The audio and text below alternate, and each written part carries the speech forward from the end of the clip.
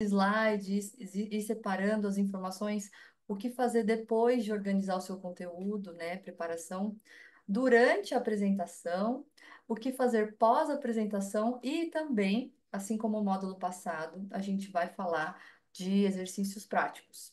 A gente também vai voltar um pouquinho no que a gente falou na sessão passada, e também ficar aberto para vocês participarem ao longo da apresentação com dúvidas. Eu vou chamar vocês aqui também para fazer alguns comentários sobre algumas partes. Então, vamos lá. Vamos começar com a primeira parte, que é como organizar, né? O que fazer antes de organizar o conteúdo para fazer a devida apresentação. Então, quando a gente pensa em apresentar para qualquer público, dentro de qualquer evento, né? Eventos grandes, pequenos, uma palestra, uma apresentação comercial, né? Fazer uns slides para apresentar para um cliente, apresentação institucional, que as empresas maiores também usam, ou apresentação para um fornecedor, para explicar como que funciona o seu negócio, a gente precisa pensar em um passinho antes de qualquer outro para a gente poder organizar. E o primeiro passo que a gente pensa é no público. Para quem a gente vai falar? É a primeira lição de casa que a gente faz. Inclusive, a lição de casa que nós fazemos aqui para apresentar esse conteúdo para vocês. Quem são vocês, né? A gente sempre pensa nisso também. Conhecer o público é fundamental para você delinear para que caminho você está indo na sua apresentação. Por mais que você fale sobre o mesmo tema, ou seja, sobre a sua empresa, dependendo do público, você vai falar de formas diferentes. E isso é primordial para fazer com que seu público entenda, processe e sinta valor no que você está falando. Então, conhecer o público, né, vai tornar a gente uma comunicadora bem mais efetiva, uma comunicadora mais direta também.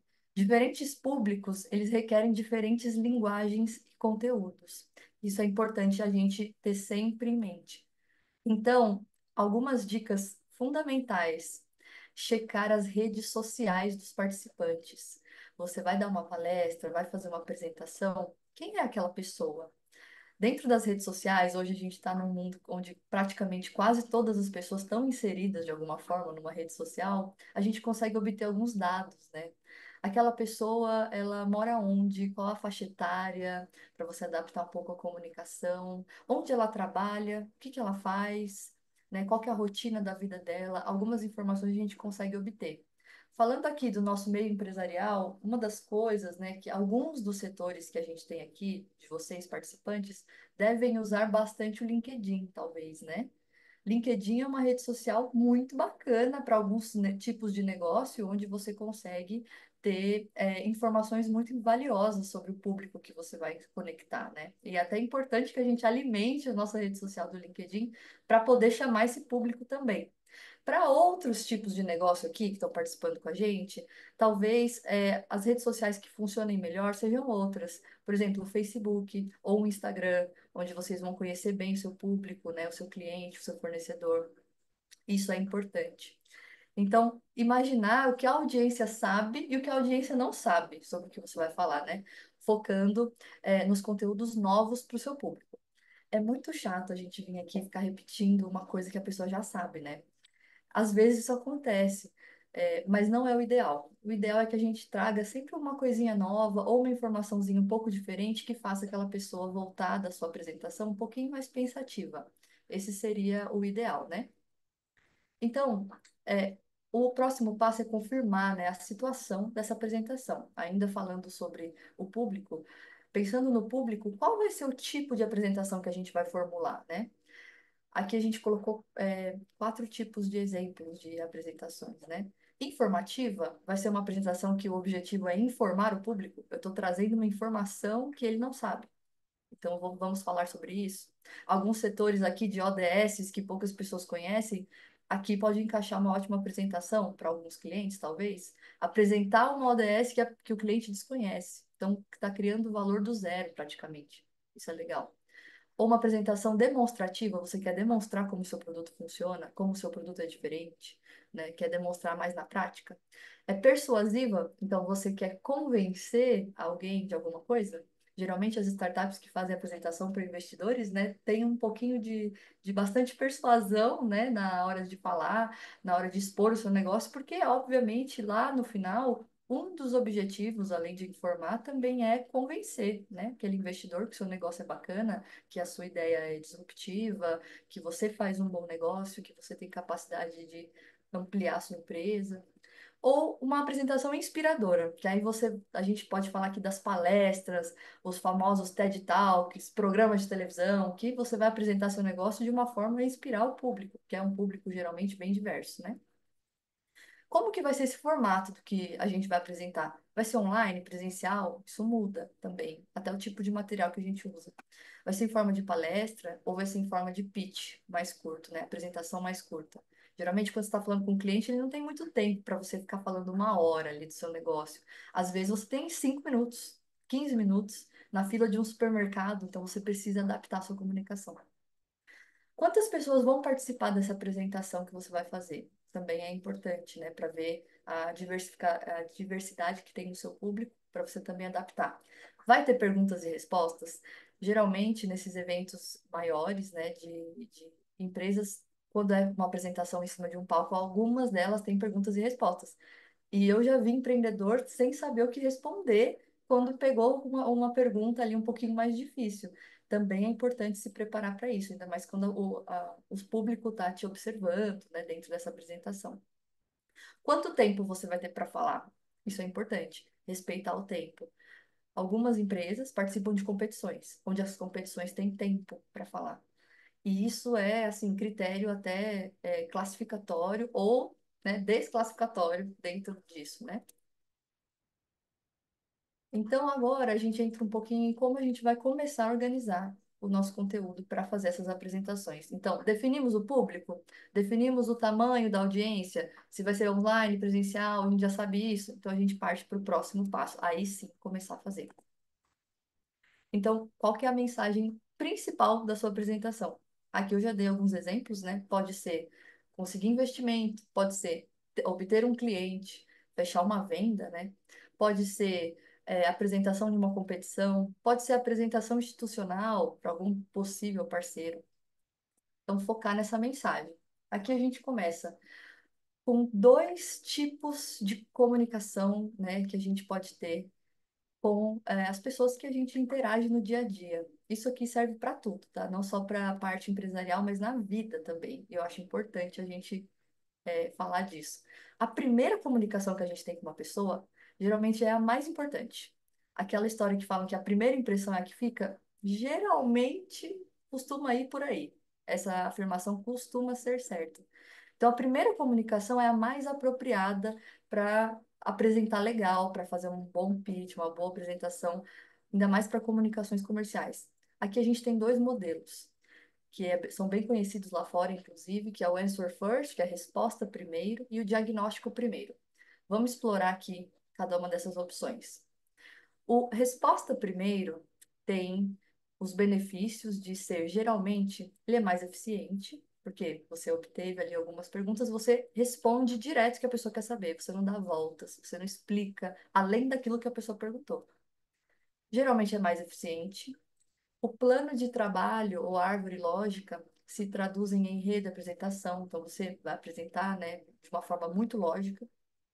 Ele garante a exibição da sua mensagem principal em tempo hábil, ou seja, para apresentações curtas, esse sempre vai ser o melhor método. E quais são os riscos desse tipo de comunicação, uma comunicação direta, sem curvas? Os riscos são a hipótese, né, pode ser, né, enfim, entendida de uma forma errada. Novas percepções sobre o que você vai falar podem ser perdidas. Esse é um dos riscos. O outro é difícil de empregar quando não tem uma hipótese clara, quando não tem uma experiência anterior, quando o seu público é um público que não conhece muito bem o que você está falando. Se você for extremamente direto com ele e só falar o mínimo necessário, talvez ele não entenda muito bem, né? Esses são alguns dos riscos desse tipo de comunicação. Vamos para a próxima. Diagnóstico primeiro. Então, a gente identifica tudo para depois, né, formular a sua resposta. Então, você cria dados, né, os benefícios. Você cria dados de fundo e de contexto de uma forma eficaz. você pode fazer com que a pessoa tenha novos insights, novas ideias, elas podem identificar questões mais amplas e estratégicas, né? Inclusive, eu li um estudo ontem que fala que nós mulheres, a gente tende a ter esse tipo de comunicação muito mais usual, o diagnóstico primeiro. Os homens é o oposto, eles costumam ser mais resposta primeiro, de forma mais direta e objetiva. Isso também é uma coisa interessante, né, da gente pensar. Esse artigo me colocou para pensar bastante ontem. E alguns riscos dessa comunicação de fazer esse diagnóstico primeiro, né? É difícil priorizar ou escolher, né, seletivamente a análise sem ter uma hipótese ali central, ou seja, não é uma comunicação objetiva. Às vezes a gente começa a falar, a gente se perde. A gente começa a falar de uma coisa, a gente termina em outra coisa. O seu cliente perguntou, enfim, qual que é seu preço, você está justificando um monte de coisas para no final falar o preço e no final acabou nem falando. Pode acontecer isso também. E também pode gerar perdas significativas de rendimento. Então, acaba se estendendo demais, são conversas longas, acaba falando de vários aspectos, e os aspectos principais, às vezes, acabam sendo perdidos. E olha aqui a dica que a gente colocou aqui embaixo. No mundo das empresas que estão se desenvolvendo, já são muito bem desenvolvidas, esse primeiro método de ser mais direto e responder aquilo que for perguntado, evitando excesso de informações, é apropriado em 90% do tempo. Quando a gente está se comunicando, né, essa maneira de se comunicar é geralmente a mais adequada. Tira os ruídos da comunicação. A pessoa entende o que você falou o que você queria e acabou por aí. O diagnóstico primeiro também é importante em alguns casos, mas olha aqui, apropriado em 10% do tempo. Então também é legal a gente identificar quando a gente pode se estender um pouco mais, quando é adequado se estender e quando ser direto vai te dar um resultado mais eficaz, vai te dar uma venda mais rápida, vai te dar um entendimento melhor do seu público. Aqui a gente traz uma outra metodologia legal pra caramba, super recomendo se vocês quiserem buscar informações sobre isso para as empresas que não estão muito por dentro desses livros de comunicação, né, de empreendedorismo. Aqui a gente fala um pouquinho sobre a pirâmide de Minto. Minto é o sobrenome da moça que criou essa pirâmide, tá? Ela chama Bárbara Minto, ela é especialista em comunicação, né? Fez vários estudos bem legais, e ela traz esse princípio, né, que é para basicamente explorar estratégia de comunicação efetiva. Você quer falar, você quer ser ouvido, não só ouvido, mas compreendido, né? E a gente não quer que a pessoa só escute ali de forma passiva, né? A gente quer que a pessoa escute de forma ativa, que ela interaja, que ela compreenda todos os pontos que a gente falou. Dentro desse estudo da moça, ela colocou aqui que existe uma pirâmide, numa ordem muito importante de fatores. Do primeiro, que é a ponta da pirâmide mais importante, depois do segundo, depois do terceiro, coisas que a gente precisa montar para ter essa comunicação legal. O primeiro que ela colocou aqui é a mensagem-chave, ou seja, o que que é o ponto principal que eu tenho que falar ali, que é a resposta, né? A resposta de uma pergunta ou aquele foco que a gente vai dar na hora da apresentação. Passando por isso, tem o segundo foco, que aí a gente começa a construir os argumentos de apoio. Então, imagina, de uma forma muito, assim, direta para falar. A mensagem seria: a maçã é vermelha. Quais são os argumentos de apoio que eu vou construir aqui? A maçã é vermelha porque ela nasce numa árvore que tem tal incidência de luz e a luz, quando bate na maçã, acaba, nossa retina enxerga ela vermelha. Poderia ser argumentos de apoio para isso. Depois, passando dessa fase dos argumentos que a gente constrói para afirmar aquilo, a gente começa a colocar os dados, né, fatos de apoio. Então, dados são geralmente números, né? Quais são os números por trás daquilo que eu quero falar, né? Ah, de tantas maçãs, comprovou que a maioria delas, das espécies, são vermelhas, portanto, a maçã é vermelha, né? Talvez seja dessa maneira. Quando a gente fala de empresas, o mesmo exemplo serve. Eu quero provar que o meu mercado, da minha empresa, ele abrange cerca de R$ 1 bilhão. O tamanho total do meu mercado é de R$ 1 bilhão. Quais são os argumentos de apoio, né? Quais são as empresas que podem ser meus clientes? Por que que esse mercado tem 1 bilhão de reais? Quem são os consumidores? E a gente constrói nessa ordem, a ordem de importância, para a gente conseguir comunicar isso e a pessoa entender, compreender e confiar no que a gente está falando. Aqui, mais alguns detalhes, né? Desculpa por esse slide, ele estava todo em inglês porque era uma imagem, mas se vocês quiserem mais detalhes, a gente pode fornecer sobre isso. Ainda falando, né, da pirâmide de Minto, aqui a gente coloca assim: cria a pirâmide com uma resposta e suporte os argumentos que você está falando. Mostre os argumentos daquilo que você está afirmando dentro da sua apresentação. Basicamente é isso. Então, aqui ele colocou, né? A empresa pode reduzir o seu custo por 5 milhões de dólares através de algumas melhorias operacionais. Tá, esse é o argumento que ela colocou aqui. Mas cadê os argumentos? O que que prova que isso aqui é verdade? Tem que colocar junto na explicação, né? Para dar um pouco mais de veracidade nas coisas. Então, aqui colocou, ó, as fontes dizem que as empresas que usaram esse serviço conseguiram salvar 3 milhões de dólares. Ah, se simplificar as funções dos processos, você consegue salvar 1 milhão. E cada um desses ainda tem mais uma exploração dos dados, né? Quais são os dados que abordam cada um desses argumentos. Isso é importante também a gente colocar, principalmente nas partes que a gente fala sobre o mercado, explorar o mercado. Por que que seu mercado é desse número? Por que que você consegue colocar esse resultado no seu cliente? Os índices que você monitora na sua empresa, eles têm que ter um argumento e ele vai ser construído dessa maneira. Exemplos de apresentações de algumas empresas, né, de algumas startups. Aqui, a gente tem o glossário, tá bom? Com todas essas palavras que a gente está falando aqui. Se alguma palavra for estranha para uma de vocês, não se preocupem, a gente tem o glossário para vocês poderem abordar. A Bárbara também já se disponibilizou a mandar, caso alguém queira de novo. Já está lá no Notion, mas caso alguém queira, a Bárbara pode mandar para vocês. CEO aqui, resumidamente, é chefe de executivo das operações, né? É o dono da empresa, a dona da empresa, é uma CEO. Então, aqui a gente separou em três blocos. A visão, separando aquilo que a gente falou no módulo passado. O problema da sua empresa, a solução da sua empresa e o mercado da sua empresa. A dona da empresa, ela entende e define bem o problema que está sendo abordado? Lembra que a gente fez aquele exercício? A gente vai até retomar hoje sobre problema e solução. Qual é o principal problema da sua empresa? Você consegue começar esse parágrafo de problema colocando o seu cliente como a primeira palavra? Então, meu cliente, por exemplo, são estudantes universitários. Estudantes universitários têm dificuldade em. Consigo construir um parágrafo de problema começando com isso? Vamos para o próximo. Solução. Como você chegou na solução? Qual que é a sua solução, né? Logicamente faz sentido para resolver aquele problema. A gente colocou aquela ordem, né? Algumas de vocês, a gente passou por mentoria e a gente falou um pouco disso.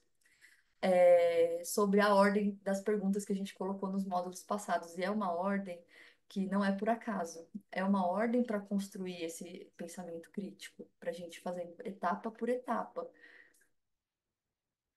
O mercado é uma visão grande? Qual é o tamanho do seu mercado, né? Geral, se for pensar a nível global. E se a gente for reduzindo, qual que é o tamanho do seu mercado na sua cidade? Quantas empresas ou quantos clientes você consegue ter na sua cidade? Consegue mensurar isso, né? Consegue colocar quantos são? Qual é o argumento que você vai usar por trás? Aqui é a parte de, né, quais são os fatos. O time, as empresárias podem envolver outras pessoas, né, outras pessoas do time para ser complementar na solução que vocês oferecem. Modelo de negócio. Qual que é o modelo de negócio de vocês? Vocês precificam como? Vocês cobram mensalidade? Vocês cobram assinatura? Vocês cobram por produto? Isso também é importantíssimo ter dentro da apresentação. É uma das partes que mais gera interesse do seu público. Essa é uma das partes que você mais tem a atenção do público voltada para você. Aqui, desempenho financeiro. né? As startups, quando elas vão se apresentar, principalmente para investidores, essa é uma parte super importante. Não é toda empresa que vai precisar apresentar atração, né? Como que está se desenvolvendo, como que está crescendo, porque nem toda empresa vai precisar se apresentar para investidores, né? Ou outros tipos de negócio para fundo de parceria.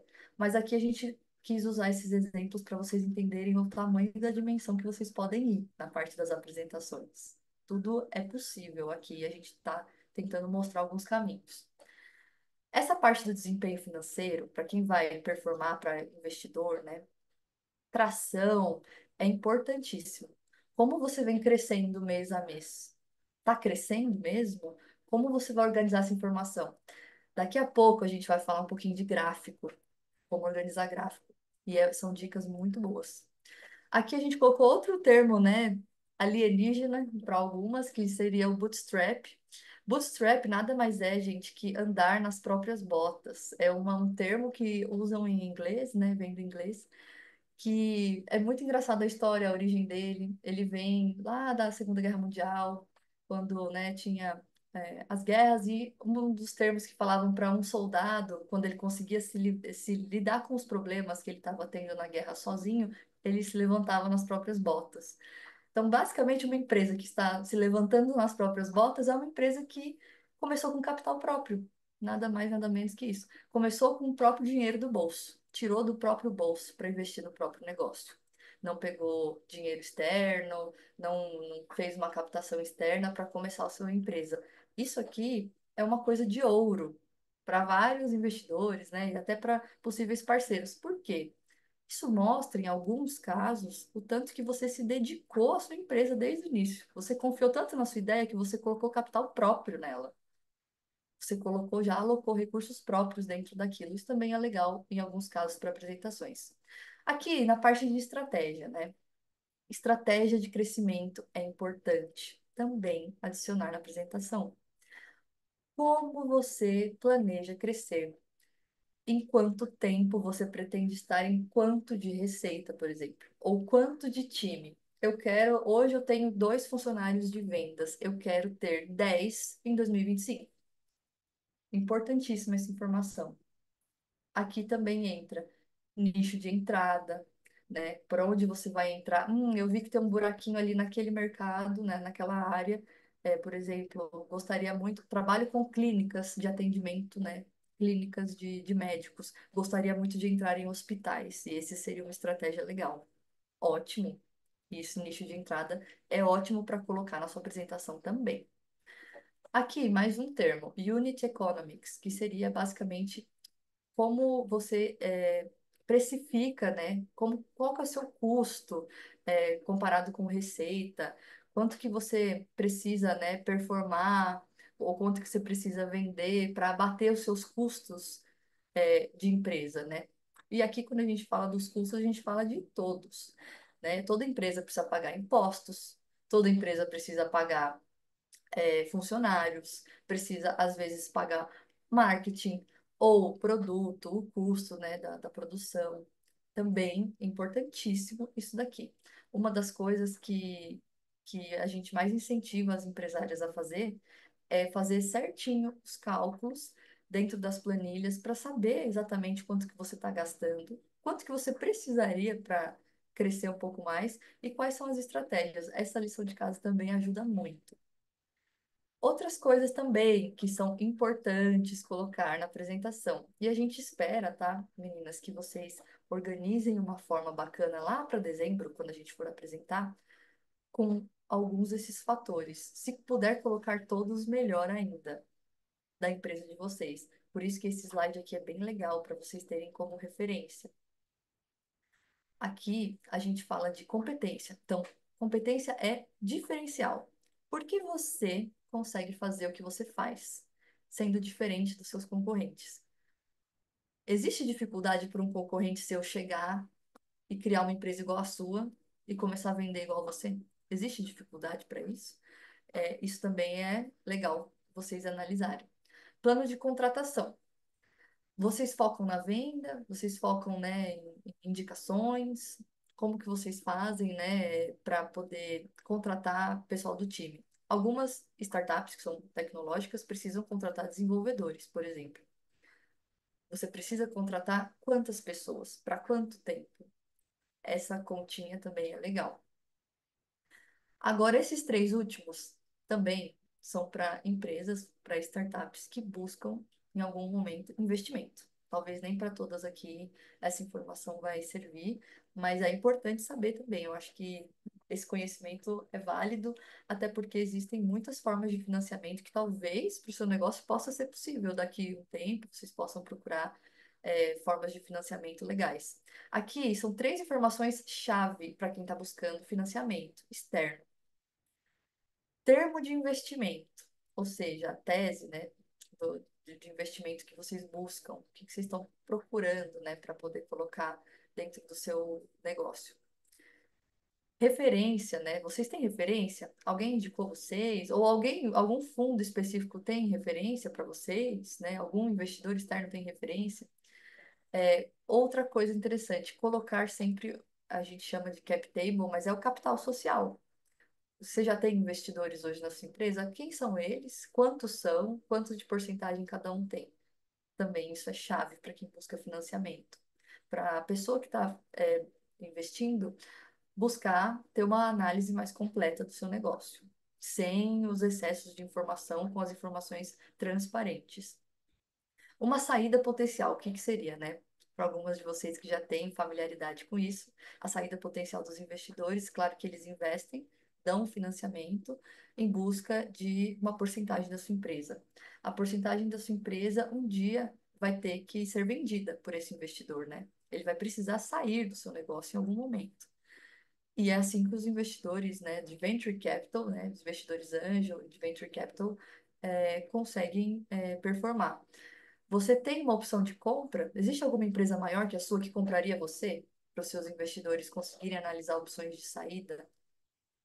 Isso aqui também é bem interessante para quem busca captação.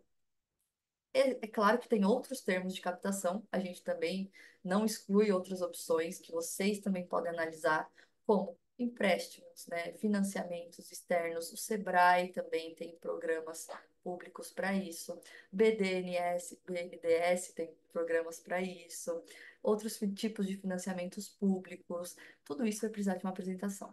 Por isso que a gente está abordando os tópicos importantes. Alguma dúvida até aqui? Existe algum comentário, alguma coisa que vocês queiram falar?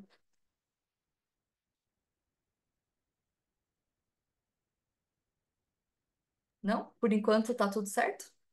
Eu fiquei com uma dúvida com relação ao, né, ao primeiro, aos slides anteriores que você fala de resposta primeiro e depois vai para diagnóstico, né? Aí como que isso, por exemplo, casa nesse exemplo de pitch de startup? Tipo Hum. assim, a resposta seria a solução? Aqui ou depende, caso a caso?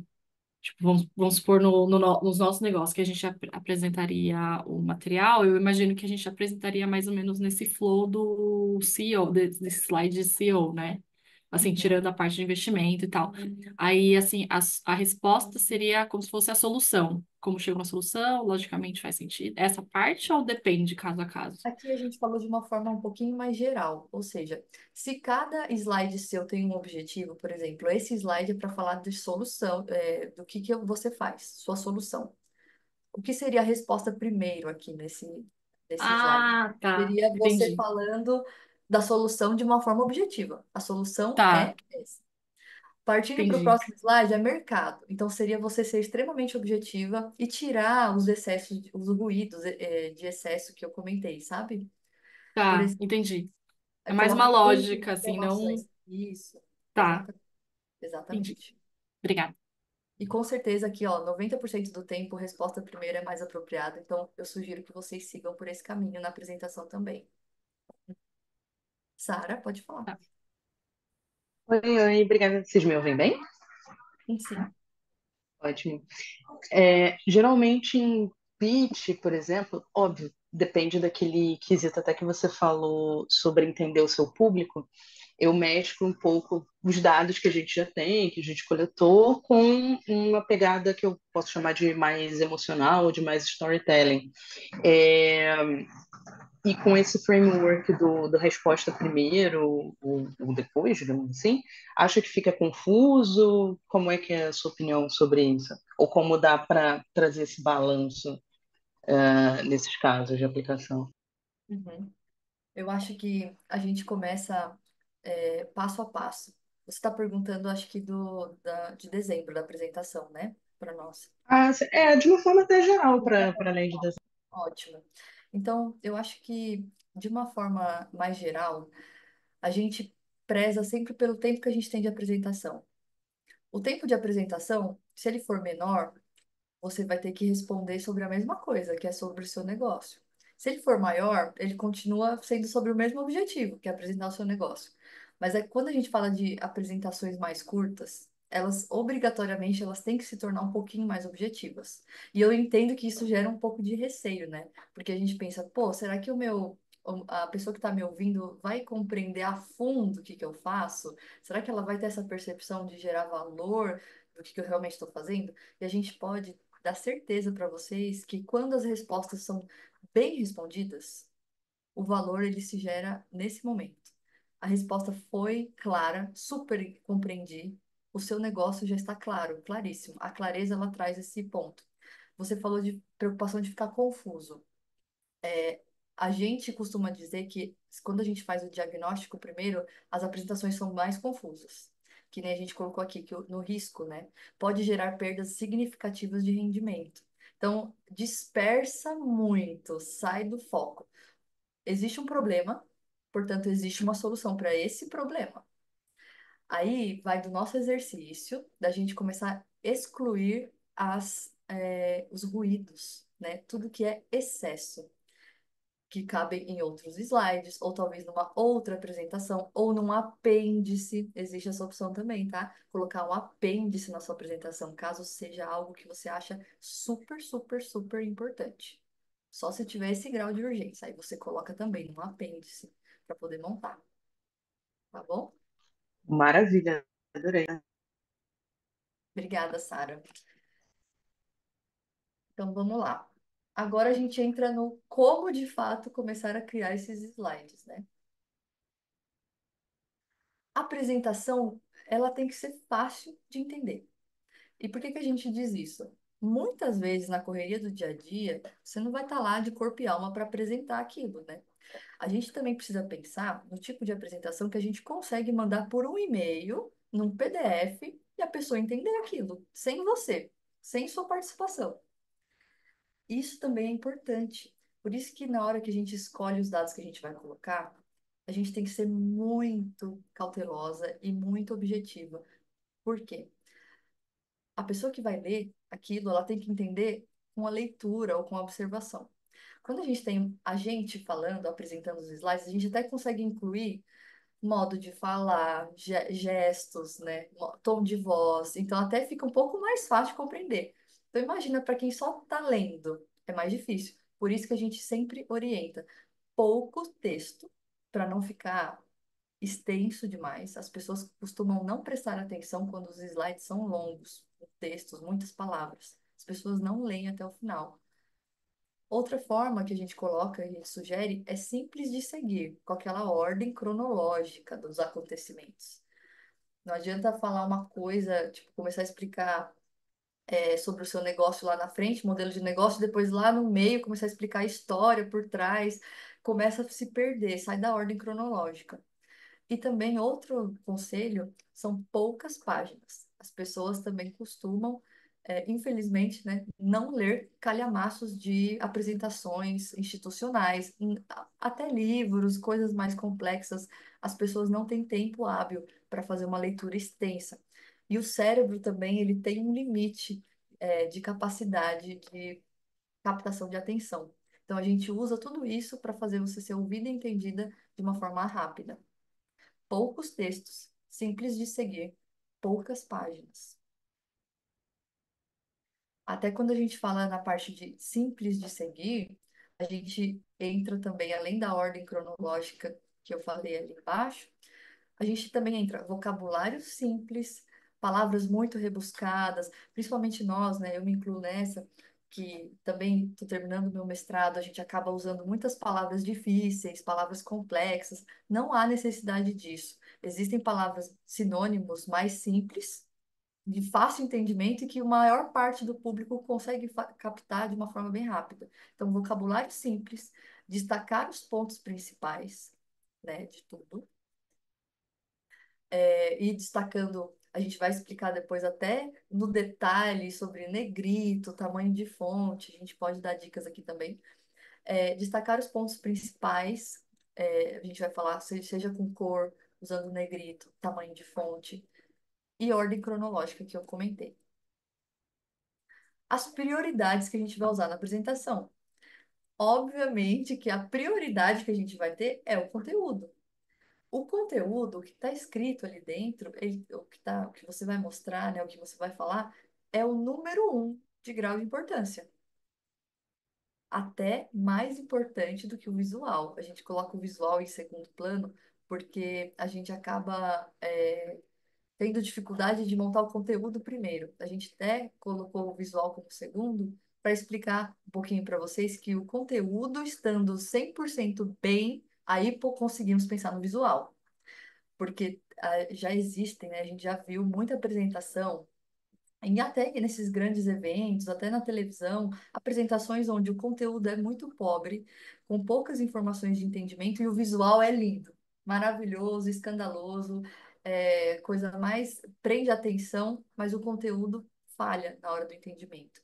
Então, se o seu cliente, né, se o seu investidor, ele está conversando para poder entender do seu negócio, apenas o visual nessa parte não acaba sendo prioridade. O conteúdo vai ser a prioridade aqui, para depois partir para o visual. Então, a gente pensa em conteúdo em três etapas: a estrutura, conteúdo, o texto e os fatos e dados que a gente vai colocar ali dentro. Na parte do visual, é tudo que a gente vai envolver dentro do design, para deixar aquilo mais agradável de olhar ou para deixar aquilo prendendo um pouco mais de atenção. Aqui a gente colocou dois tipos de design. Um design, ele foca bastante no visual. Ele é bem bonito, assim, muito, pode ser colorido, pode ter uma estética muito agradável e ele prende muito a atenção do seu público. O segundo modelo aqui é um modelo que tem um conteúdo muito rico, coisas muito interessantes, fatos e até dados, né, interessantes sobre o negócio, sobre a empresa. A explicação prende muito o seu público. A explicação e o entendimento daquilo é o que vai trazer clareza para ele. São dois tipos que a gente separa diferentes, um focado em conteúdo e um focado em visual. Para fazer a apresentação de negócio, a gente costuma falar que o segundo modelo é o mais indicado, principalmente quando a gente fala de investidores externos, parceiros, fornecedores, quando o papo é comercial, no sentido de fazer parcerias e tal. Esse aqui é um dos modelos que a gente mais prioriza em nível de análise. Fácil de entender, com um ótimo conteúdo.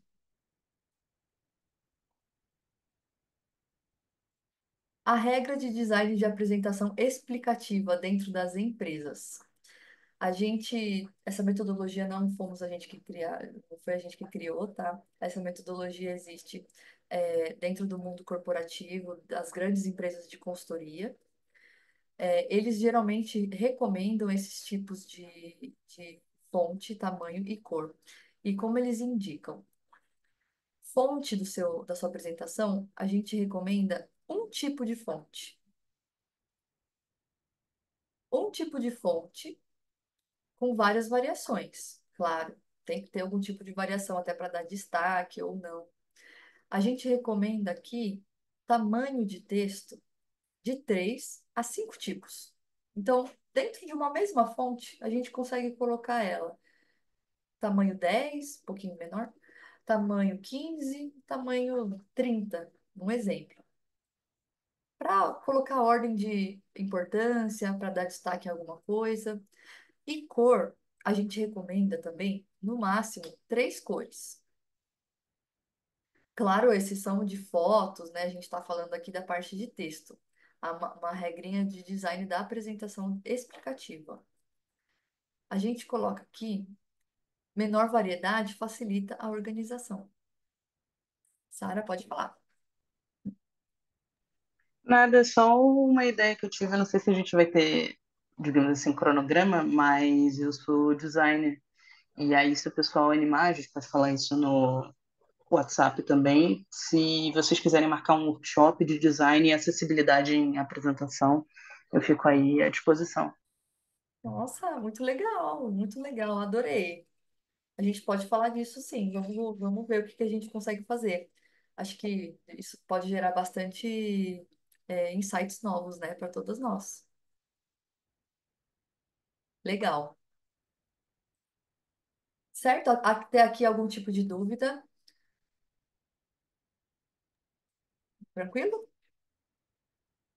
Então vamos seguir. A gente falou ali que menor variedade facilita a organização.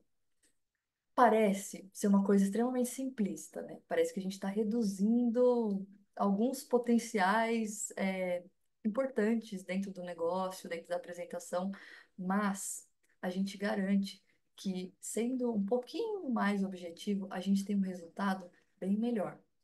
Aqui, a gente colocou um exemplo, né, de menor variedade, seria é, um exemplo onde tem muita informação.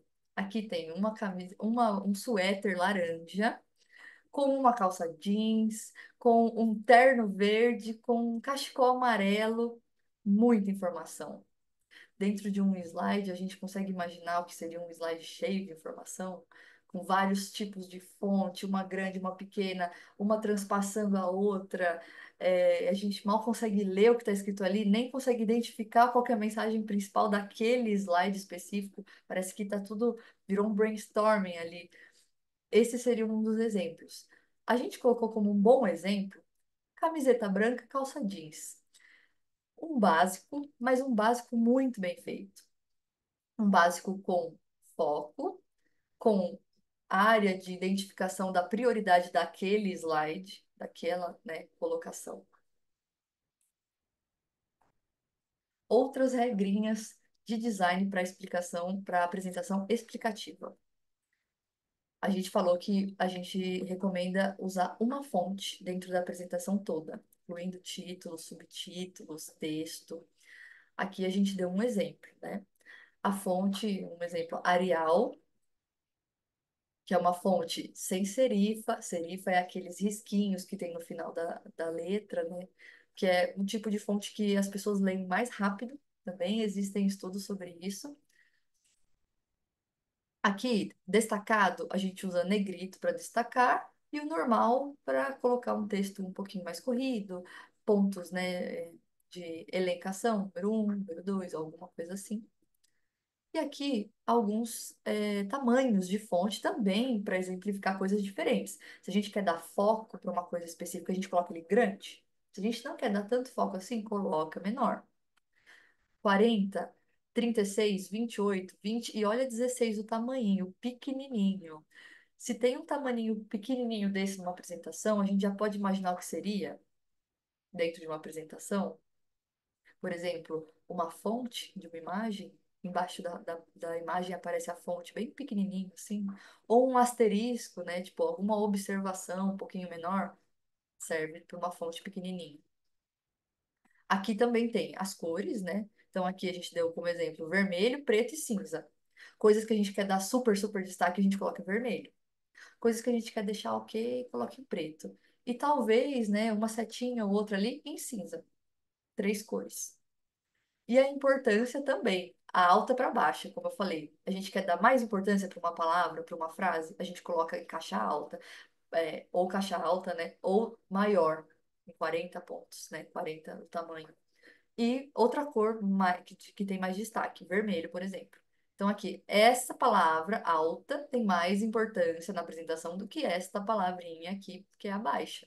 que tá mais clarinha, mais miudinha. Aqui também, focar sempre na mensagem que você quer passar, de uma forma mais objetiva, né? Tentar um slide, uma mensagem. Às vezes a gente vê um slide e quatro, cinco, seis mensagens. Mal cabe as informações. E às vezes precisa de uma informação que precisa de não de um texto longo, corrido, mas de um parágrafo com três ou duas linhas. Isso é grande, ocupa o espaço. Não dá para a gente colocar super pequeno, precisa colocar de um tamanho ideal para leitura. Um slide é uma mensagem. Se em um slide cabe uma mensagem só, a gente não pode extrapolar de informações. Um visual, a gente também sugere. Uma mensagem em texto e uma mensagem visual em gráficos ou imagens, né? Por que que a gente acaba indo por esse caminho, né? Para facilitar as informações. A gente também tem que respeitar, com certeza a Sara sabe muito bem disso, né, Sara? Que a gente tem margens nas imagens. É necessário ter uma margem, espaço em branco entre uma imagem e outra, para que as coisas não fiquem muito sobrepostas, né? Para facilitar um pouquinho a visualização daquilo que a gente quer falar. O ouvinte gosta de slides diretos e simples, para ele conseguir acompanhar com os olhos e com os ouvidos, os quais são mais fáceis de entender. Agora eu tenho uma pergunta para vocês. Imagina que vocês estão montando uma apresentação e vocês querem colocar dois gráficos. Ou, na verdade, vocês querem colocar um gráfico. Qual que vocês escolheriam para falar a mesma informação? Aqui a gente tem informações diferentes. Aqui a gente colocou a população brasileira foi aumentando, né, de 2005 para 2014. Tá vendo que ela aumentou aqui? Coisa de 1%. E aqui a gente está com uma idade média da população de cada país, que seria Índia, Indonésia, Brasil, e aqui os números, né, de cada país. Qual vocês acham que está mais fácil de visualizar a evolução do gráfico? O da direita. Da direita? Alguém vota no da esquerda?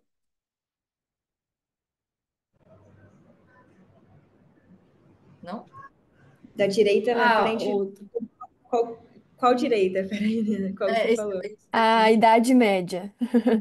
Eu acho que depende, não sei. Eu acho que quando a gente fala do Brasil, o outro eu tenho a impressão dele ser mais. Me dá uma noção melhor da evolução dentro do Brasil, passar dos anos. Uhum. ele Beleza. mostra ali o percentual, né, de 1% de 2005 a 2015. Uhum. Isso. São informações diferentes, mas se a gente for falar que melhorou muito, por exemplo, olha, aumentou 1%, mas a gente queria dar um destaque. Será que usar um gráfico em linha seria o ideal? Sabendo que melhorou só 1%? Talvez exemplificar isso em números, sem ser um gráfico em linha, talvez não fosse um pouquinho melhor, ia dar um pouquinho mais de diferença.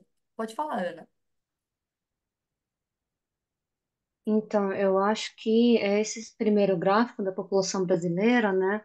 Se a gente quisesse, pelo menos é a minha visão, né? Ao invés de a gente pegar de um intervalo de 0 a 300, se a gente pegasse intervalo de 150 a 250, ele ficaria bem melhor de entender. Daí a gente consegue ver, beleza, aumentou 1%, mas o que importa é o visual para quem está no final. Então, para a gente fica meio de um beleza, é 1%, mas é significativo. Então, e isso eu trago da minha formação do laboratório da química, tá? Os professores sempre falavam, usa o máximo do espaço do gráfico possível, porque isso que vai realmente trazer essa observação do teu público final, né? Então, perdão, pitaco, mas espero que tenha sido útil. Ana, você foi pontual. Você tocou bem no ponto que eu ia comentar agora. Para esses dados, ele não foi um gráfico muito bom, porque está aparecendo uma diferença muito pequena. A linha está crescendo muito baixinho, né? Muito pequeno. E mas por que que esse gráfico está desse jeito? A Ana tocou no ponto certo. Se a gente mexesse aqui, né, na coluna, né, do gráfico, a gente ia conseguir adaptar o eixo. para um intervalo menor, a gente ia conseguir ter bastante diferença. A linha ia ficar bem mais comprida aqui, né? Bem mais comprida, não, bem mais inclinada. Só que tem um porém, Ana, aqui.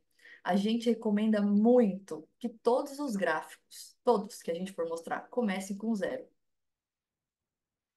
Isso é uma das coisas que a gente recomenda demais para vocês. Por quê? Quando a gente altera essa discrepância, né? A gente realmente muda aqui o eixo, poderia começar no 100 direto e depois ir até 200. A gente mostra para o público que a gente está, entre aspas, tá? Manipulando os dados. Porque os gráficos realmente vão ficar bem mais bonitos, vai ter uma diferença bem exponencial das coisas, só que parece que não está sendo 100% transparente. Então, a gente recomenda muito para vocês que todos os gráficos que vocês forem usar comecem em zero na coluna, todos, para ter uma noção do quanto foi o crescimento real daquilo, porque visualmente, pode maquiar aquele crescimento. Aqui, nesse segundo gráfico, dá para ver até com os números, né? Colocaram um gráfico em barras, né? Bem simples. Os números aqui em cima, tá explicando bem certinho qual que foi a evolução. Tá bem visual e tá bem analítico. Dá para enxergar certinho os números aqui. Se vocês querem colocar duas informações, ou seja, dois gráficos, a recomendação é dividir em dois slides. São dois gráficos importantes, então vamos separar eles e colocar cada um slide. Nada pior do que ficar apertando o olho assim para a gente tentar enxergar um gráfico com aqueles numerinhos bem pequenos. Isso acaba dificultando muito e a gente não sabe se um dos dois gráficos é mais importante que o outro. A gente acaba não dando muita atenção para eles. Dessa forma, cada um em um slide é melhor, porque a gente dá atenção individual para as informações. Aqui pegou os mesmos gráficos do slide passado e dividiu em dois slides diferentes. Outro conselho, não encha a página. É bom a gente não lotar a página com coisas e colocando muitas coisas sobrepostas, pode dificultar um pouco a compreensão. Até falando de inclusão aqui, que não é o tópico do módulo de hoje, né? Acho que nenhum dos outros tópicos, mas falando de inclusão, sabendo que algumas de vocês trabalham com isso, não é legal a gente sobrepor informações para poder incluir uma parte de um público que talvez possa ser daltônico, talvez possa ter algum tipo de dificuldade, né, com a visão. Isso também é bem legal a gente pensar, dependendo do público que a gente vai falar. Então, aqui, investimento do SB, visão de fundo por país. Esse gráfico aqui apresentou uma informação, e logo em cima já tem uma notícia. A gente não consegue enxergar direito, né? Por mais que a notícia não esteja tampando aqui não esteja tampando os gráficos, só as linhas dos gráficos, a gente também não consegue colocar a atenção focal em uma coisa ou outra. A gente não sabe se uma coisa é mais importante que a outra e qual das duas a gente tem que olhar. Aqui, por exemplo, Venture Capital. Os Venture Capitals principais no Brasil. Aqui, ó, organizou separadamente, com espaço entre eles, com a tal da margem, respeitando a margem entre os logos, né? Ficou mais simples de ver. E aqui, quando a gente colocou nesse slide todo essas duas informações, ficou coisa demais. A gente olharia para essa notícia aqui, a gente olharia para esse gráfico, ou a gente olharia para esses VCs principais no Brasil. São informações completamente diferentes, elas não têm nada a ver uma com a outra, né? Não deveriam estar juntas. Mel, Oi, Isa, sobre o slide anterior, uma coisa que eu fiquei pensando, queria tirar essa dúvida. Se fossem, por exemplo, dois gráficos comparativos, dois ou mais, né, de informações comparativas, é, tudo bem usar em um mesmo slide, ou o ideal seria repensar a forma de apresentar esses dados? tudo bem, se eles forem comparar a mesma coisa. Tá, Se tá eles bom. estiverem comparando a mesma coisa, dois gráficos fazem sentido até no mesmo slide, porque tá comparando, precisa ver os dois juntos para poder comparar. Agora, se for coisas diferentes, ou, por exemplo, usar métodos de visualização diferentes, por exemplo, eles estão falando da mesma coisa, mas um é em colunas e o outro é um gráfico de pizza. A gente não recomenda que coloque junto. Aí é melhor repensar como organizar essas informações para poder apresentar, porque vai ficar um pouco confuso. Tá, joia. Obrigada. Imagina. Então, aqui, a gente mantém um espaço, né, para destacar a mensagem. Colocar as coisas uma em cima da outra, para alguns tipos de design que são mais disruptivos, até podem funcionar quando é um comercial, quando é algo mais, assim, de propaganda. Porém, a gente está falando de apresentação institucional.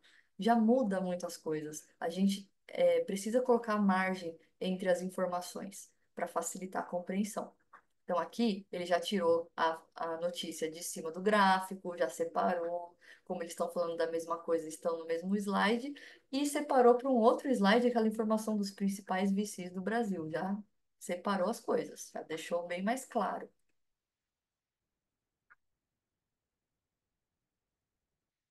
Então, aqui, esse é um método também bem estudado, né, sobre comunicação, né, visualização, que é o 5W1H, que é ordens de prioridade para você ser um bom comunicador e ser bem recepcionado pelos seus ouvintes, né? Aqui a gente tem 6 tópicos mais importantes para a gente perguntar em qualquer apresentação que a gente for fazer, que é o quem, quando, o onde, o que, por quê e o como. Basicamente, tudo que o seu ouvinte vai precisar entender sobre aquilo que você está falando. Então, quando a gente vem aqui no quem, a gente basicamente está falando de quem? A gente está falando de qual pessoa, qual é o sujeito disso que a gente está apresentando? Qual é o personagem principal dessa história? Exatamente isso que a gente vai falar. O quando? Quais são as etapas, o cronograma que a gente vai seguir, né? A ordem cronológica. Inclusive, esse modelo aqui de setinhas é muito importante, muito bacana para usar quando vai falar de alguma ordem cronológica. Por exemplo, começamos a empresa em 2019, aí em 2020 nós passamos por essa fase, 2021 por essa. Essa aqui é um ótimo tipo de visualização. O onde, né? Onde estamos na visão completa? Isso também é super legal para a gente repensar na hora de montar a apresentação. O quê? A causa e resultado. Aqui aparece duas bolinhas, né? Duas bolinhas igual outra bolinha. Qual que é a causa e qual que é o resultado? Qual que é a ação e qual que é a reação daquilo que a gente está falando, né? Falando de ação e impacto. O porquê? Por que que essa coisa aconteceu? Ou por que que isso está sendo falado, né? Aí o mapeamento. Usa-se muito esse diagrama aqui, né? Ai, me fugiu agora o nome dele. Desse aqui que é hierárquico. Poxa vida. Or- Fluxograma, né? Organograma? Isso, organograma, organograma. Obrigada, meninas. Esse organograma, né, usa muito para explicar o porquê, então, para ir também fazendo uma ordem, né? Uma coisa aconteceu por causa disso, isso, isso, para expor mapeamento, né? E o como as coisas aconteceram, por comparação quantitativa, né? Comparou, aconteceu isso por causa disso, e aconteceu como com números a gente coloca, né? Com quantidade. Outra parte importantíssima do que a gente vai falar, como a gente vai falar, que é escolher a imagem adequada. Já pararam para pensar nisso? Existem vários tipos de imagem que a gente pode usar dentro das nossas apresentações, que não sejam só imagens com pessoas, né, com ser humano. Existem outros tipos que são até mais, que funcionam até melhor em alguns tipos de situação. Aqui a gente colocou 3, que são os 3 principais que as pessoas usam. O pictograma, são esses símbolozinhos aqui de forma simples. Geralmente eles são blocados, né? Então eles têm uma cor só, que você pode usar no contraste ali com a cor do seu fundo, e tal, que nem esses daqui pretinhos, que são mais simples. Eles são simples, mas eles já visualizam muito bem alguns pontos que você quer colocar. O segundo é ilustração. Então, desenhinhos, né, feitos à mão, ou coisas mais delicadas, que possam falar com um público específico. Existe também esse tipo de visualização que são usadas em slides. E tem o terceiro tipo, que são as fotos. Foto de pessoas, foto do lugar, foto do produto, foto enfim, vocês, né, do time, foto de pessoas. E a gente fala que o pictograma ele começa sendo mais simples, né? E foto é o mais complexo, porque a gente gasta muito tempo do olhar nas fotos. a gente gasta muito tempo para identificar todos os elementos de uma foto real. O cérebro demora alguns segundinhos a mais para entender o contexto. Então, o mais simples é menos informação, o mais complexo é mais informação. Então, a gente tem que ter muito cuidado quando a gente coloca foto. Foto com muito texto, então, fica uma loucura.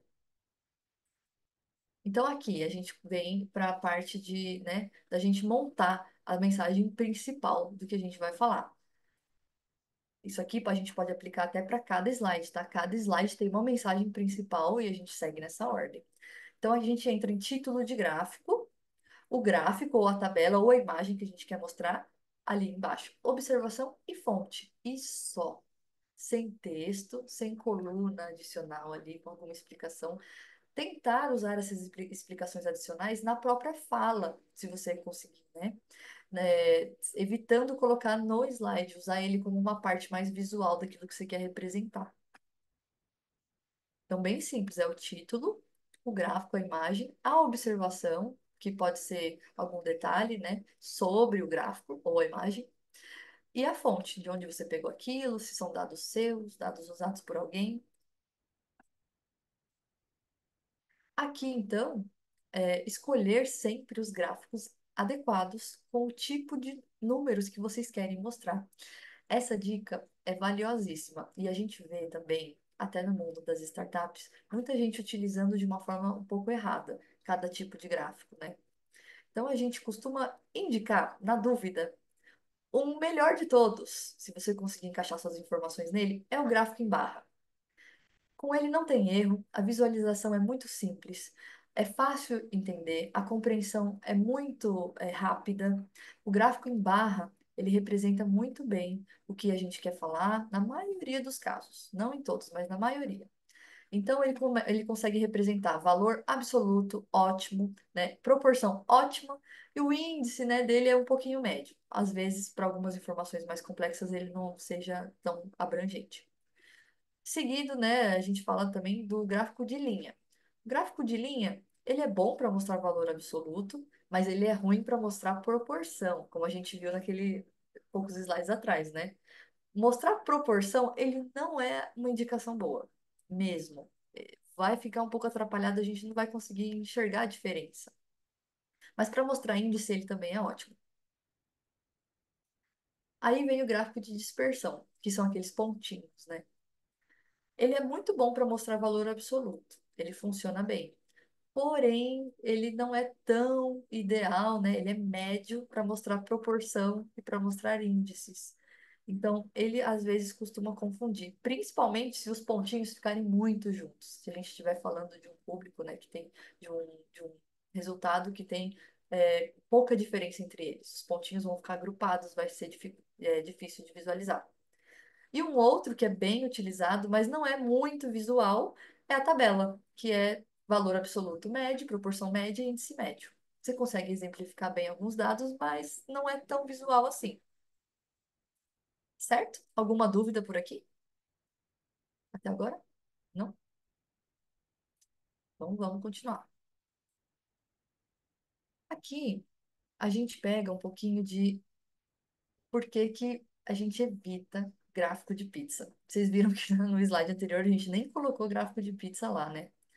O gráfico de pizza, ele pode ser tranquilamente substituído pelo gráfico de barra. Tranquilamente. E o de barra, como eu falei, ele é um dos melhores para mostrar a diferença, né? Para mostrar os pontos que a gente quer falar. E por quê, né? O gráfico de pizza, gente, ele tem uma proporção de receita por linha de produto, um exemplo, né? Aqui nesse que a gente deu. Só que a gente não consegue identificar muito bem a porcentagem de cada um, né? E até se a gente colocar a porcentagem aqui do lado, por exemplo, ó, food deu 25%, um exemplo. Drink deu, sei lá, 70%. Mesmo se a gente colocar os números, não vai fazer tanto sentido no todo. E mesmo colocando o número, vai ficar bem poluído isso aqui, né? A gente vai colocar o que representa, mais a porcentagem embaixo e as fatias que são extremamente pequenininhas. Como a gente coloca lá dentro? Fica confuso, né? E se ele pode ser substituído pelo gráfico de barra, para que usar? Eu acho que o gráfico de barra acaba indo por um caminho mais tranquilo, onde a gente erra menos. Consegue até exemplificar com cores diferentes e tudo, tá bom? Então, aqui, o gráfico de barra, né, que nem eu falei, você consegue até montar, né, coisas, aquele gráfico, né, composto que tem várias coisas na mesma coluna, mas também cuidado para usar isso aqui, porque às vezes você pode colocar na mesma coluna coisas que não tem nada a ver. E isso também acontece, a gente já viu algumas apresentações com isso. É por isso que é importante a gente comparar sempre as mesmas coisas. Se for fazer comparação, tem que comparar com aquilo que é comparável, com aquilo que tem tudo a ver, né? Se for comparar com coisas muito diferentes, isso aqui vai virar uma bagunça. Aqui a gente compara três empresas que têm fatias diferentes de produtos, né? Então imagina aqui, uma é a Coca-Cola, uma agora é na Antártica e a outra, enfim, é uma outra empresa aí de bebidas, né? Aí eles colocam qual é que é a porcentagem de produtos que eles vendem. Aqui a gente consegue observar que aqui a empresa A, ela consegue vender isso aqui de comida, isso aqui de bebida, isso aqui de serviço e isso daqui de outras coisas, né? De outros produtos. E a gente consegue comparar aqui no mesmo eixo com outras empresas, as fatias, né? Até que ficou ok a compreensão. Só que aí cuidado se for entrar em dados mais complexos. Esse estilo de barra ele também é um pouquinho perigoso. Aqui, ó, se eles diminuírem um pouquinho, né? Ó, a gente está comparando coisas diferentes. Olha aqui em cima, ó. Aqui o total é 150. Aqui o total é 125. E aqui o total é 135. Parece que é tudo a mesma coisa, né? Só muda a proporção. Pode falar, Mariana. Oi, muito obrigada. Eu queria tirar uma dúvida com relação ao gráfico de pizza, porque a gente tem utilizado, inclusive, no nosso software, né? Para responder para o médico qual que é a probabilidade do paciente recidivar ou não. Mesmo para o software, é interessante. O que que você acha trazer essa outra proposta? Eu achei bem bacana, porque é uma proposta diferente e muito mais visual, né? Eu acho que tudo que pode ser substituído pelo Uhum. gráfico de barra é a melhor opção. O cérebro Tá, entende mais fácil e mais rápido. Se você conseguir adaptar esses dados para o barra, vai ficar perfeito. Não perfeito, que tá o bom. pizza seja um grande problema, mas caso você se preocupe em ter uma compreensão, né, um pouquinho mais rápida, essa Uhum. modificação seria legal. Não, maravilha, muito obrigada, viu? Imagina. Vamos lá. Então a gente viu que a gente não estava falando da mesma coisa aqui, né? Por isso que eu comentei que é um pouquinho perigoso, esses gráficos empilhados. As proporções são totalmente diferentes. Aqui a gente está falando de empresas que têm o pico aqui totalmente diferente. Olha como ficaria se a gente colocasse coisas, né, iguais. Então a gente vê que não são comparáveis, né? Não são comparáveis, porque são proporções diferentes. Aqui, 20% do faturamento da empresa A é comida, que nem a gente viu ali, né? Proporção de receita por linha de produto. Se a gente colocasse num gráfico em barra, normal, sem ser empilhado, a gente ia ver algo parecido com isso aqui, da empresa A. Olha como fica empilhado, como muda, né, a percepção. A gente consegue enxergar que tem uma diferença, esse aqui é um pouquinho menor, esse daqui é um pouquinho maior, mas a gente não consegue ver os números, por exemplo. Quanto que representa essa fatia azulzinha clara aqui? Eu não sei. Qual que é o número que isso representa? Eu não sei. Porque ele começa aqui em cima do 80. Aqui a gente consegue colocar os detalhes. 10, 20, 50, 20. Aqui fica bem mais visual, né? O tamanho deles quando eles estão nesse sistema de vertical. A gente vai do menor para o maior. Isso também é outra regra que a gente coloca. Se for usar gráfico empilhado, comece pela fatia maior. Sempre embaixo. Coloque pela fatia maior aqui e a menor lá em cima, para a gente também conseguir organizar as informações. Se for dar um destaque em alguma delas, olha só o que que ele usou aqui: a mudança de cor. Eu quero falar que 20% do faturamento da empresa A é comida, então a gente pegou, deixou todos em cinza e deixou só comida com uma cor diferente, uma cor de contraste. Ótimo para representar aquilo que a gente quer dar destaque. Na ordem lógica, né, facilita a organização de informação, não só para falar, mas também para organizar o negócio, para apresentar. A ordem lógica é uma coisa que a gente treina. A gente não nasce sabendo, a gente vai treinando. Então, aqui, desde compra até venda, tem muitos problemas de controle de informação, nesse exemplo. Problemas de controle de informação. Deveria promover o preenchimento de dados nas lojas, deveria entender custo de cada SKU, deveria contar custos por tipo de matéria. Gerente comercial não consegue saber o faturamento do dia, não entendemos custo unitário por SKU. Isso daqui é bem comum a gente encontrar em algumas apresentações também. Colocou o problema, né, problema de controle de informação, e colocou todos os problemas dentro dessa visualização que parece um ciclo. É um ciclo, gente, isso aqui? Uma coisa vai passando para outra ou não? Não tem ordem necessária. Acho que a visualização está um pouco correta, né? Incorreta, quer dizer. Ele colocou numa visualização errada. Essas coisas não estão dentro de um ciclo, né? Se a gente for pensar na ordem lógica. Separar o problema e a solução e colocar na cadeia de valor. Então, desde a compra até a venda, há muitos problemas de controle de informação. Problema da compra. Não entendemos o custo unitário por SKU. Da produção, não tem um problema. E na venda tem um outro problema, que a gerente comercial não consegue saber o faturamento do dia. Olha como ficou bem mais fácil de entender a relação de cada coisa, né? Como a gente consegue até visualizar por setores, né? Por como se fosse colunas, compra, produção e venda. O problema é a solução de cada um. Exemplificou de uma forma bem melhor do que falar que aquilo era o problema. Ele até, vou até voltar aqui, ó. Até separou em verde e amarelo para tentar falar de coisas diferentes, mas tudo é diferente. As coisas não estão super interligadas. Foi um método de visualização bem ruim. Aqui a gente entende, até na parte de solução. Para esse problema de não entendermos o custo unitário, a solução é: deveria contar custos por tipo de matéria. Na produção, deveria entender custo de cada SKU. Venda, deveria promover preenchimento dos dados nas lojas. Ficou muito mais fácil da gente entender, porque agora sim tem uma ordem cronológica. Então agora a gente está entrando na quarta parte. Daqui para o final é um pouquinho mais rápido, mas vamos continuar assim. Se vocês tiverem dúvida, vocês vão perguntando. A gente vai finalizar hoje 7 horas. Então, mais uma dica, né, do que fazer depois de organizar tudo. Praticar. Praticar bastante. Se tiver alguém da família em casa, se tiver o marido, se tiver os filhos, pratica, pede permissão. Posso apresentar para você? Vamos contar o tempo? Liga o celular ali, coloca um cronômetro, calcula para ver como você lida nessa situação, né, de apresentar. Não é fácil, não é uma coisa simples. Tem gente que nasce com um pouco mais de habilidade, outras pessoas menos, mas isso é uma habilidade importante para ter dentro do empreendedorismo, né? Porque você vai precisar apresentar isso várias vezes para várias pessoas.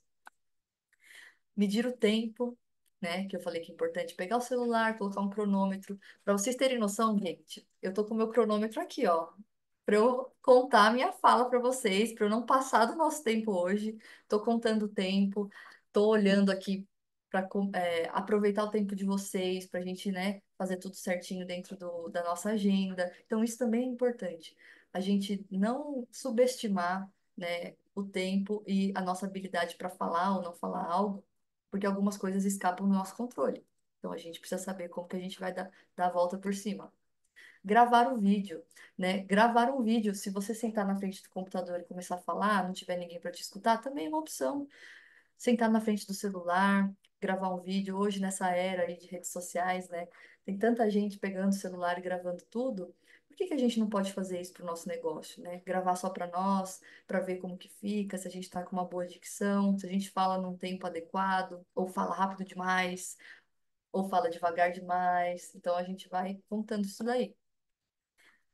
Repetir cerca de 10 vezes. Se é uma apresentação que você vai usar muito, a gente recomenda repetir 10 vezes para você guardar na sua cabeça já tudo que acontece. Próximo slide vai ser aquele, então agora eu vou entrar nisso. Nessa repetição, você consegue até controlar o movimento do seu corpo. Você consegue pensar se você vai gesticular mais ou menos, fazer uma gesticulação mais contida, se você vai aumentar o tom de voz demais ou se você vai diminuir o tom de voz para dar um grau de seriedade. Isso tudo você vai repetindo e vai ganhando habilidade assim. Praticar com os amigos, praticar com outras pessoas, porque aí você tem feedback. As pessoas falam, olha, acho que você falou demais aqui, você está falando muito vícios de linguagem, uma coisa que a gente vê muito. Eu tenho algum vício de linguagem, às vezes eu falo muito é e né. Eu já sei que isso é um defeito meu. Eu falo bastante isso. Tento toda vez me policiar com isso, mas existem vários outros vícios de linguagem que deixam a nossa apresentação ruim. Ficar falando muito tipo, as gerações mais novas, né, falam muito tipo isso, tipo aquilo, e outros vícios de linguagem, né, palavras que a gente usa errado. A gente vai, respeitando e tentando trocar tudo isso que a gente pode melhorar, né? Agora a gente entra em o que fazer durante a apresentação, quando a gente está lá falando. Confirmar o tempo. Entrou numa palestra, entrou numa apresentação com o cliente, confirma o tempo que a pessoa tem para estar ali te escutando, o tempo que você tem para estar ali falando também, é importante, né? Para ver se você vai cravar o tempo certinho, se você vai deixar um espacinho para ter um feedback, uma conversa, né? Dúvidas. Faça e receba as perguntas. Então, faça perguntas mesmo sem querer respostas, né? Comece a fazer esse treino e aceite as perguntas, né? Caso tenha perguntas que você não saiba responder, diga não sei. Tá tudo bem falar não sei sobre isso, né? E diz que você vai responder mais tarde. Isso é uma das coisas também que a gente evita falar, né? Que a gente não sabe alguma coisa. E eu vejo muito isso em apresentação. O empresário ou a empresária não sabe responder uma pergunta de um cliente, de um investidor, dentro de um evento. E a pessoa tenta dar justificativas e tentar achar a resposta para aquilo. Fica nítido que a pessoa não sabe a resposta daquela pergunta e fica buscando argumentos. E às vezes você acaba falando tanta besteira, ou coisas que você não precisaria falar, ou coisas que fogem daquela pergunta. Enfim, isso gera um clima um pouco de tensão, gera um clima estranho. É muito bonito quando alguém vira e fala: eu não sei, eu posso procurar sobre isso, posso te responder mais tarde. Ou eu posso te enviar no seu e-mail mais tarde a resposta dessa pergunta. Tipo, isso não tem problema algum, a gente assumir que a gente não sabe alguma coisa, é até é, transparente, né, com o público. A gente não é obrigado a saber tudo o tempo todo e não é obrigado a lembrar de tudo o tempo todo. Nós não somos máquinas, né? Nós somos seres humanos. Então, isso daqui também é uma dica muito boa. Agora, né, a gente pensando lá no final da apresentação, o que que a gente faz depois que tudo acabou, já passou, passou o nervosismo, já falei tudo que eu tinha para falar, apresentei, troquei cartões, troquei WhatsApp, troquei rede social. O que que a gente faz depois que tudo acabou, né? Mostrar um slide com dicas finais e perguntas frequentes. Se tiver um tempo para isso, melhor ainda. Tal do FAQ, né? Perguntas frequentes. É muito interessante porque as pessoas às vezes elas ficam tímidas, às vezes as pessoas não querem falar ou fazer alguma pergunta naquele momento. Mas quando você refresca a memória delas com essas perguntas frequentes, elas podem ter uma clareza bem maior daquilo que você falou, né? As dicas finais daquilo que você vai apresentar. Então, para vocês que querem apresentar produto, uma dica boa é, no final, se tiver um tempo, apresentar como você pode usar aquele produto, né? Quais são as dicas, né, de manuseio daquele produto. Isso também é legal. Confirmar os próximos passos depois da reunião. Isso é importante. Data de palestra, prazo para tarefas, entregas, né, com datas num único slide. Então, se você tem uma tarefa depois daquela apresentação, deixar bem claro para o seu cliente, para o seu fornecedor, qual é o próximo passo. Então, acabamos aqui, estou te enviando essa apresentação por e-mail. Vamos falar na próxima quarta-feira para a gente resolver isso e isso, né?